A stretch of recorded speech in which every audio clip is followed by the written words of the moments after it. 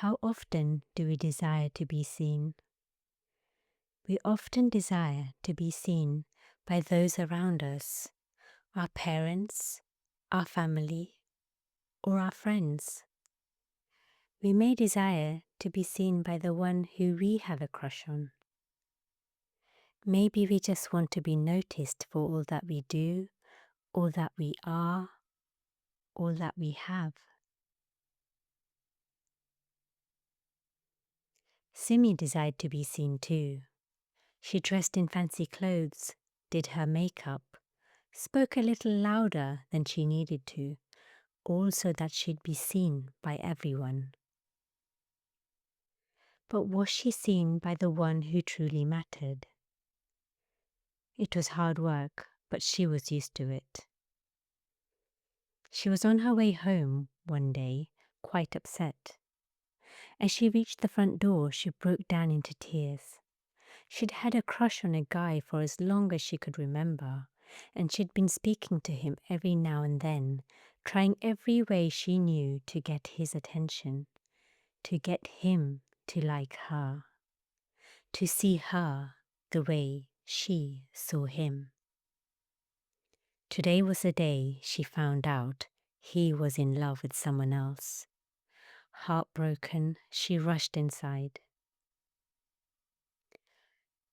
The next day, she came home with good news. This will make my parents happy, she thought. They'll see how clever I am. She had scored top marks on her test at school. Yeah, that's good, her parents said, not looking up from their phones. Simi kept talking, something about her teacher, something about an A, but the words fell on deaf ears, lost somewhere between the couch and the screens they were staring at. That evening, Simi sat in front of her bedroom mirror.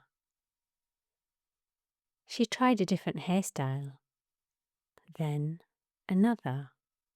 She smiled, she frowned, she practiced laughing.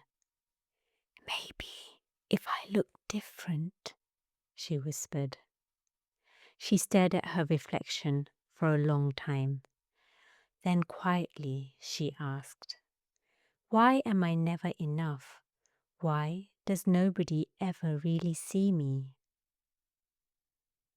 Upset, she lay on her bed and fell asleep.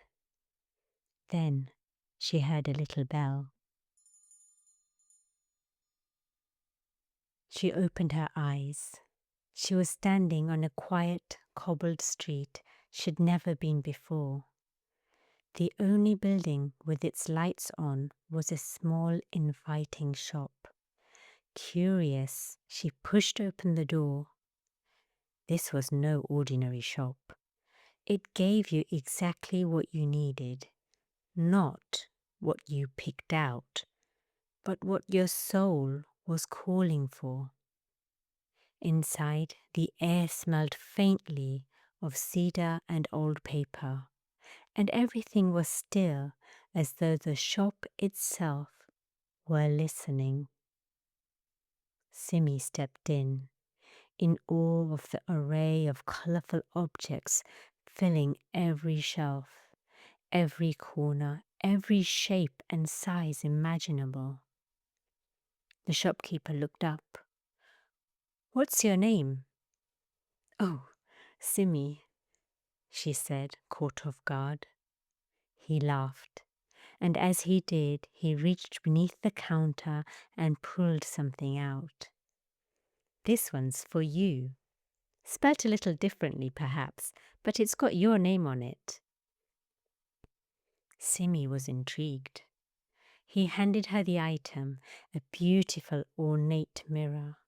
On the back, in small engraved letters, were the words, "See me."